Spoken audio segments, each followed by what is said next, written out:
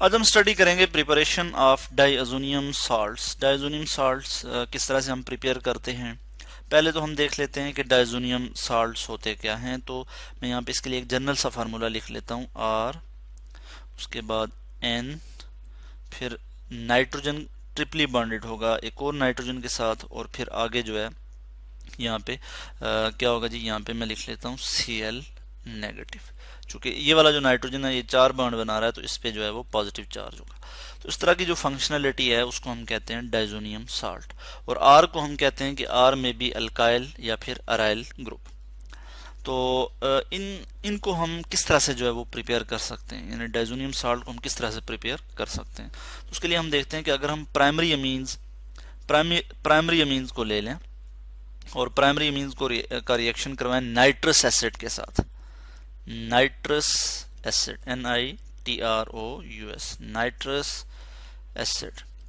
तो nitrous acid जो है बहुत ज़्यादा अनस्टेबल होता है। इसको रिएक्शन के दौरान ही जो है वो इसको प्रिपेयर किया जाता है, ठीक है, फौरन ही इसको प्रिपेयर किया जाता है और यूज़ किया जाता है। तो नाइट्रस एसिड के साथ जब हम प्राइमरी एलिफेटिक अमीन्स को ट्रीट करते हैं तो हमारे पास एक हाईली अनस्टेबल कंपाउंड आता है जिसको हम कहते हैं डाइज़ोनियम साल्ट। तो नाइट्रस एसिड को हम किस तरह से प्रिपेयर कर सकते हैं ये भी मैं यहाँ पे आपको बता देता हूँ। यहाँ पे मैं लिख लेता हूँ HNO2, ये है जी हमारे पास नाइट्रस एसिड। और उसके अलावा जो हमारे पास प्रोडक्ट आती है वो उसको हमें रखना होता है 5 to 10 डिग्री सेंटीग्रेड तक, ठीक है। इससे ज़्यादा टेम्परेचर हम जब रखेंगे तो वो डिकम्पोज हो जाएगी हमारी प्रोडक्ट, यानी डाइज़ोनियम साल्ट जो है वो डिकम्पोज हो जाएगा और नाइट्रोजन गैस बन जाएगी जब डाइज़ोनियम साल्ट जो है वो डिकम्पोज होगा तो हायर टेम्परेचर पे। तो ये हमारे पास एक कंडीशन है जो हम यहाँ पे यूज़ करते हैं। हम यहाँ पे देखते हैं कि हमारे पास हम एलिफेटिक अमीन्स को यूज़ करते हुए भी जो है वो बना सकते हैं डाइज़ोनियम साल्ट, और एरोमेटिक अमीन को भी बना सकते हैं। अभी हम सबसे पहले बात कर लेते हैं एलिफेटिक अमीन्स, यानी जिसमें ऐसे अमीन जिसमें स्ट्रेट ओपन चेन हाइड्रोकार्बन होती है। जैसा कि मैं यहाँ पे आपको बता सकता हूँ जैसे ये हमारे पास है जी प्रोपेन अमीन, जिसको हम कहते हैं प्रोपाइल अमीन। ये जो है इसका हम रिएक्शन करवाते हैं जी नाइट्रस एसिड के साथ। और नाइट्रस एसिड हम कैसे प्रिपेयर करते हैं कि अगर हम सोडियम नाइट्रेट का हम रिएक्शन करवाएं हाइड्रोक्लोरिक एसिड के साथ तो हमारे पास नाइट्रस एसिड जो है वो आ जाता है। तो मैं इस चीज़ को यहाँ पे लिख लेता हूँ, सोडियम नाइट्राइट प्लस HCl, इस तरह से मैं लिख लूँगा।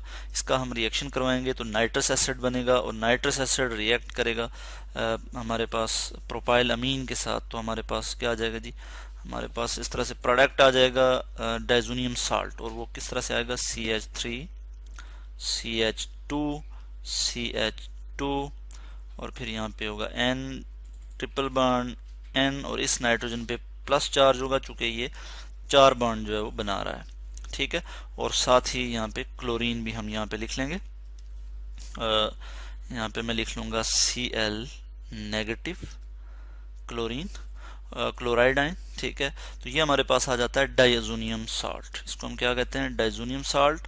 इसमें हमारे पास प्रोडक्ट क्या आ जाएगी जी, डाइज़ोनियम साल्ट प्लस यहाँ पे मैं लिख लेता हूँ वाटर, 2 मॉलिक्यूल वाटर के यहाँ से निकल जाएंगे 2H2O, और प्लस जो है हम यहाँ पे लिखते हैं प्लस NaCl, सोडियम क्लोराइड भी जो है वो यहाँ पे बनता है। इस केस में हम यहाँ पे 2HCl ले लेंगे, इक्वेशन जो है वो बैलेंस हो जाएगी।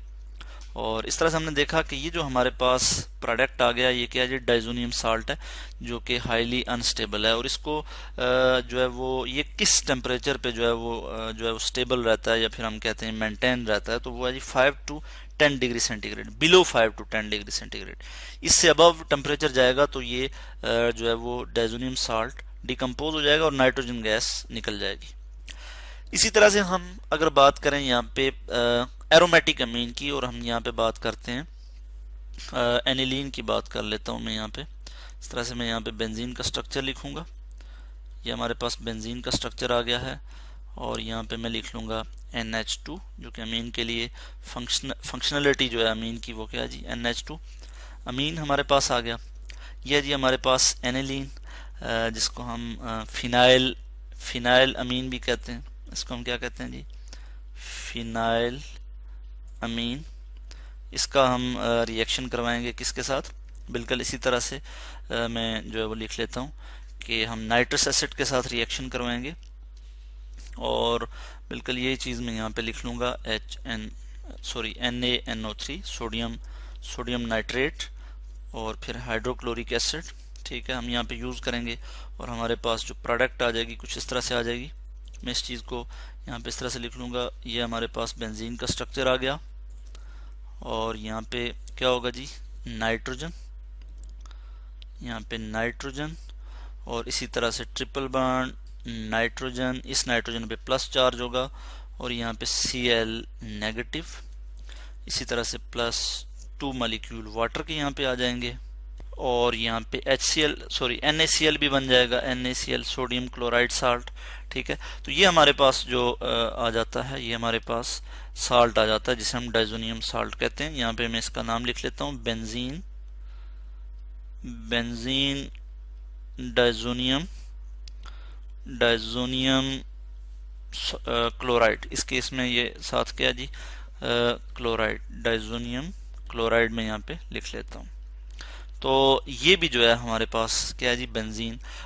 ये भी हमारे पास जो है वो डाइजोनियम साल्ट है। तो जो एलिफेटिक अमीन्स हैं, ठीक है, उनकी निस्बत जो एरोमेटिक अमीन्स हैं, इनके साथ जब हम डाइजोनियम साल्ट बनाते हैं तो ये ज़्यादा स्टेबल होते हैं। ठीक है, और ये इसलिए स्टेबल होते हैं कि चूंकि बेंजीन रिंग में रेजोनेंस होती है, ठीक है, और इलेक्ट्रॉन की डीलोकलाइजेशन होती है, जिसकी वजह से बेंजीन जो है वो स्टेबल होता है।